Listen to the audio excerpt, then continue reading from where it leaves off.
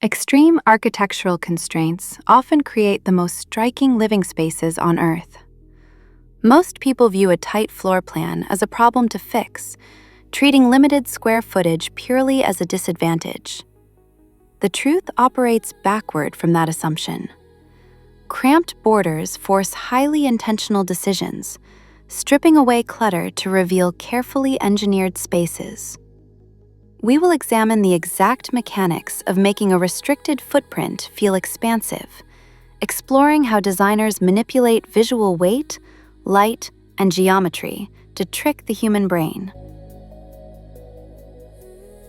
Adjusting your center of gravity fundamentally changes how you perceive an enclosed space. Interior experts understand that objects possess visual weight, acting like physical anchors that drag the eyes downward. Tall cabinets and bulky couches consume the available airspace, making the ceiling feel oppressive and claustrophobic. By replacing standard pieces with low-profile furniture, you immediately alter the surrounding geometry. Squat coffee tables and beds resting mere inches from the floor generate broad, empty space above them. Think of it like pruning the lower branches of a large tree to let sunlight hit the grass. Grounding the furniture establishes distance from the ceiling, yielding an airy atmosphere that opens up the immediate viewing area. People still need somewhere to store their physical possessions, and that physical limitation forces the architecture to look upward for answers. Moving from square footage to cubic volume solves the storage deficit. When urban planners in Manhattan ran out of usable land, engineers pointed their steel beams toward the clouds. Small apartments require the exact same logic. Floor-to-ceiling custom cabinetry draws the gaze up the wall, emphasizing the full height of the structure rather than its narrow width. Floating shelves attached high above eye level keep the floor entirely clear of obstacles. A raised sleeping platform removes the bed from the main living area, carving out an alcove underneath for walk-in closets or heavy pull-out drawers. Building upward frees the floorboards, so the layout breathes naturally. An entirely open box can easily feel like a warehouse without definition, making artificial boundaries necessary to maintain order. Defining specific zones without erecting solid walls preserves the flow of natural light. Traditional partitions trap shadows and chop an already tight apartment into tiny, dark cubes.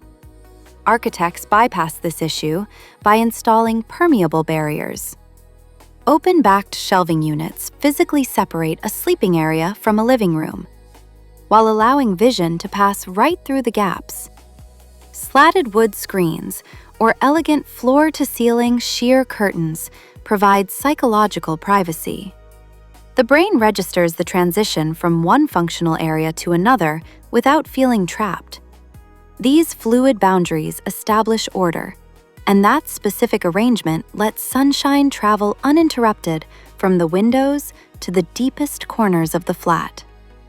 Managing that light leads directly to another optical technique for expanding perceived dimensions.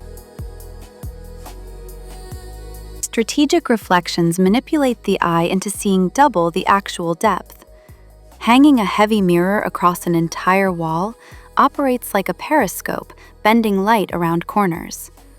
The reflective surface captures daytime sun from the main window and bounces it directly into unlit hallways. Covering a kitchen backsplash with mirrored panels erases the hard boundary of the wall, tricking the mind into believing the room extends far beyond its physical limits. Designers place these glass sheets exactly where the sightlines terminate. Duplicating the available brightness makes the enclosure feel twice as large.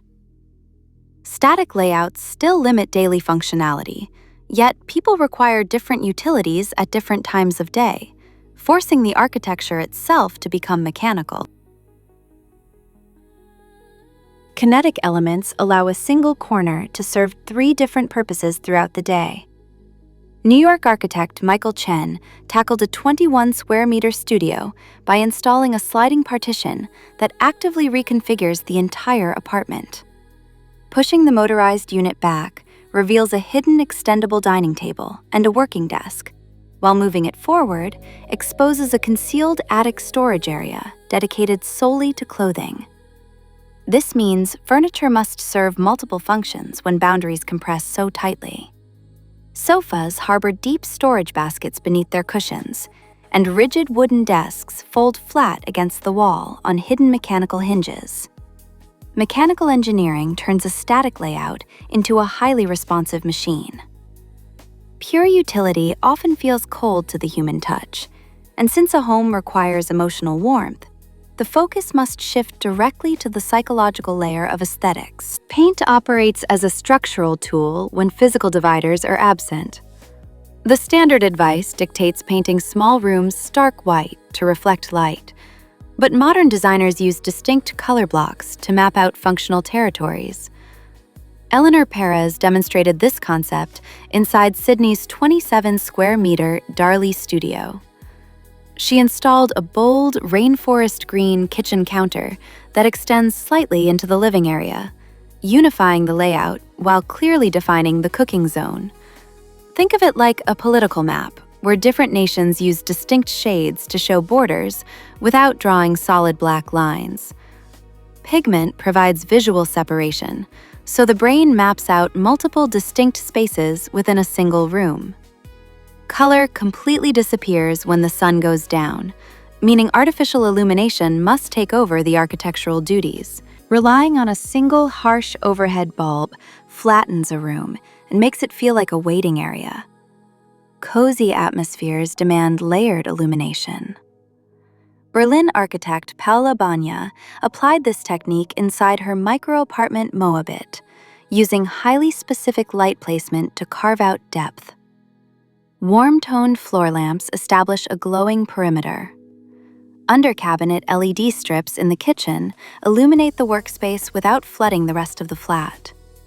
Soft wall sconces near the bed cast gentle shadows that make the corners of the room recede into darkness, blurring the actual size of the space.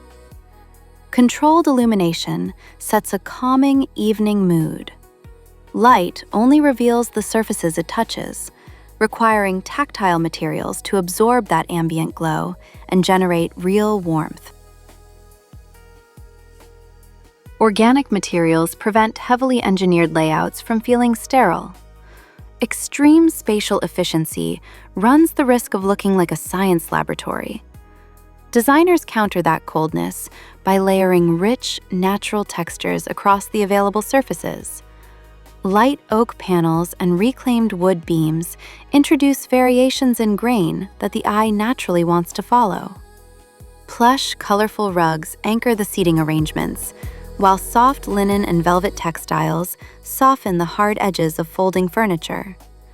The contrast between perfectly smooth, minimalist cabinets and raw, organic fabric creates physical comfort. Natural materials ground the apartment in reality, and this specific combination of mechanical precision and tactile warmth makes the most severe residential density completely habitable. The absolute limits of human habitation undergo rigorous testing in Rotterdam. Architect Beatrice Ramel designed a project called the Cabanon, occupying exactly 7 square meters. This stands as one of the smallest functional apartments on the planet. Through puzzle-like spatial planning, the interior structure successfully fits a comfortable bed, a full bathroom, a working kitchen, and an infrared spa. Every single inch interlocks flawlessly, operating just like the precise brass gears of a mechanical watch. The layout proves exactly what extreme density can physically achieve without sacrificing basic amenities. Survival inside a tight footprint boils down to a strict matter of mathematics. The main goal of interior design extends beyond mere existence. As people want a sanctuary they actively desire to inhabit, creating a synthesis of form and function. Integrating storage into the actual architecture improves the entire aesthetic. Alireza Nemati demonstrated this principle inside Studio Bazi in Moscow. Facing a 35 square meter layout, he built a wooden sleeping cube suspended directly above the main floor. The staircase leading up to the mattress features deep, heavy drawers built directly into the steps themselves. Rather than hiding the utility behind plaster, the wooden structure acts as the focal point of the entire flat. The craftsmanship turns a basic closet into a piece of carpentry that guests immediately notice. By making the storage the most attractive feature of the home, the design proves that spatial limitations can breed elegance. Intelligent planning operates as a form of maximization rather than reduction. Living inside a restricted footprint forces you to reject careless accumulation and focus entirely on pieces that deliver both beauty and utility. Clever spatial planning, deliberate lighting, and rich textures turn cramped boxes into deeply personal retreats. The constraint itself produces the beauty. If you enjoyed exploring the mechanics of interior design, subscribe for more breakdowns of how architecture shapes our daily lives.